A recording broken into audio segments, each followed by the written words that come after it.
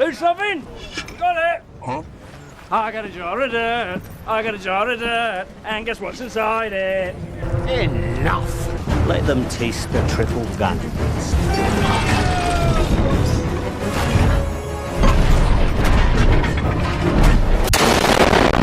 It's been a while, guys and gals, but I think it's time that I was called upon to make a third installment of this series. If you have not seen the previous two Wuthering Waves vs Genshin Impact videos, I highly recommend you watch those first, because I will be missing out a lot of stuff that you might think should be in this. But yes, am I excited to do this? Absolutely. So without any further ado, for the third time, let us factually compare Wuthering Waves and Genshin Impact. Storytelling. Now, this is a bit of a hot topic, but have you seen the 6.0 story quest? So many things to unpack here. First of all, what kind of regional intro is that? What the fucking kind of Regional intro is this? I don't even know. Terrible camera animations, no music. It looks like it was made on PowerPoint. Literally, Bollywood level camera work.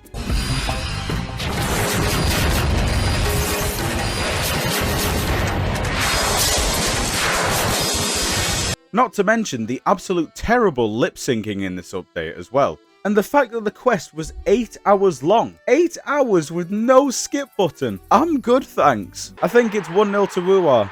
Do you want to get a shiny new S6 5-star but don't want to spend as much as Genizad? Well, look no further, as LD Shop has you covered. LD Shop is a tool that you can use to get your top-ups, battle passes and monthlies for less. For example, Wuthering Waves, my favourite game. You can get a guaranteed 5-star bundles and top-ups for a discounted price, meaning that you get more bang for your buck. To top up your Lunites, first off select your items and then click top up to proceed. Apply your coupons and select a payment method. Once you've paid, submit your account details. It is important that you do not log into the game during this process, as the LD Shop team will handle the top up for you. Once the top up is complete, you will receive a notification. Make sure to check everything's there by logging in afterwards and enjoy your new Lunites. And when the product is delivered, they will log out and wipe all login records. And if you're still unsure, just change your password afterwards for that extra peace of mind.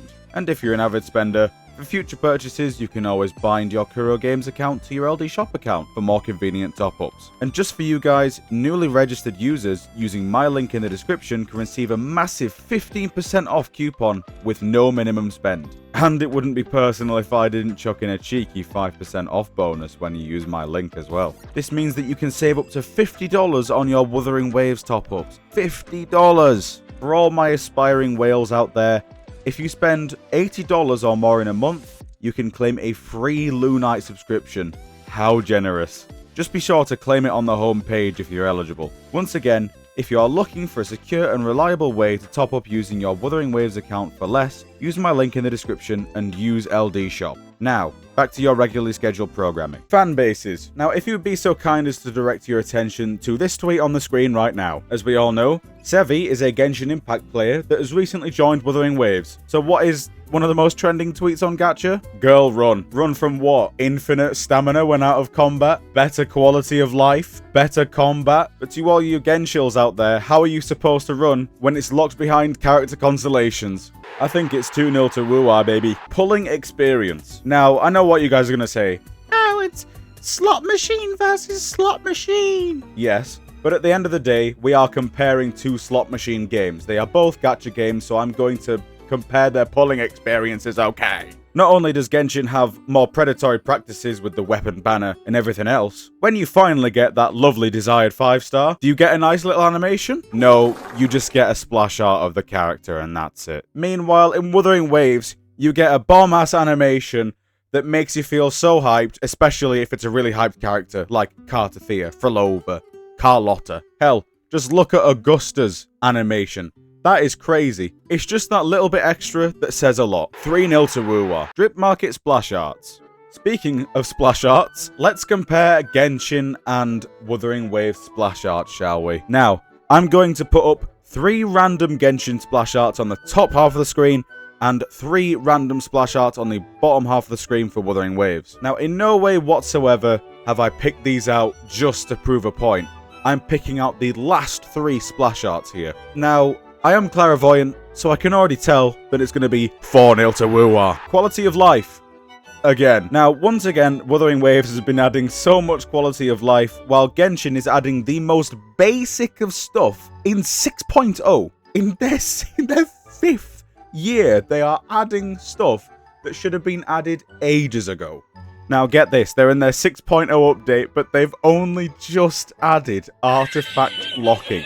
Are you actually kidding me? Wuthering Waves had that on launch. Meanwhile, the devs are listening to us and giving us flight in old regions. So I think it's 5-0. Drip markets versus in-game models. Now this is quite small, but when you have a character that you need to potentially buy for $180, something like that, you're going to want them to live up to the drip marketing, and mainly the splash arts as well. Now, I'm going to say it, their drip splashes are infinitely better than their in-game models. You've got proper art, and then when you boot up the game, you get an expressionless character. 6-0 to Wuthering Waves. Endgame. Now, this section mainly pertains to the level 100 and Stellar Fortuna drama that's happened recently.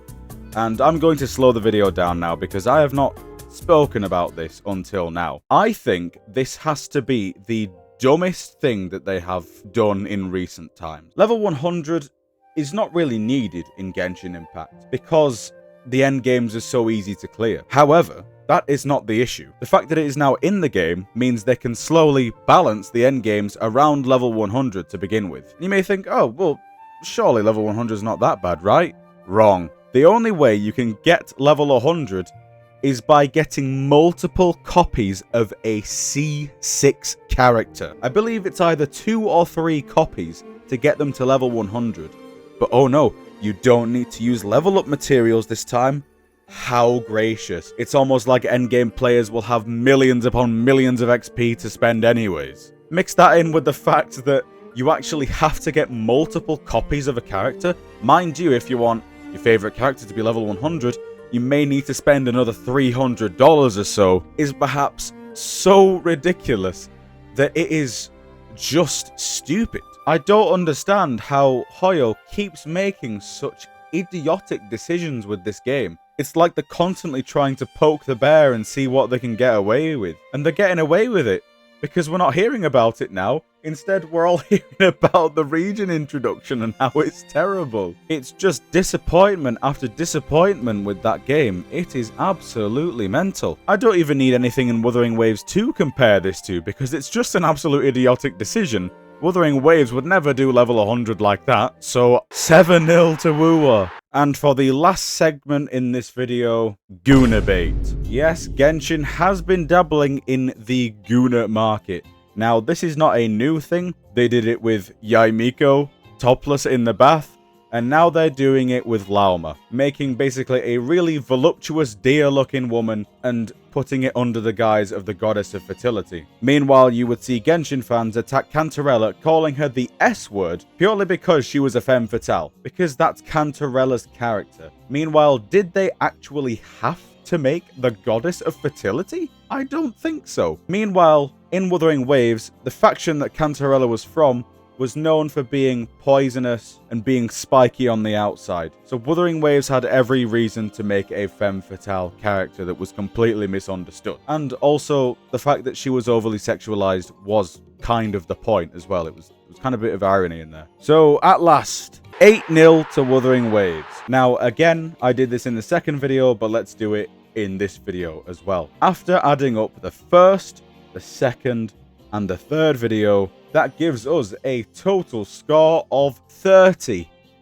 Thank you all so much for watching. I doubt there's going to be a fourth. At least, not these types of videos where I list them. They'll probably be individual from now on because it's getting hard to list them, I'm not going to lie. But yes, thank you all so much for watching, and I'll see you on the next one. Goodbye for now.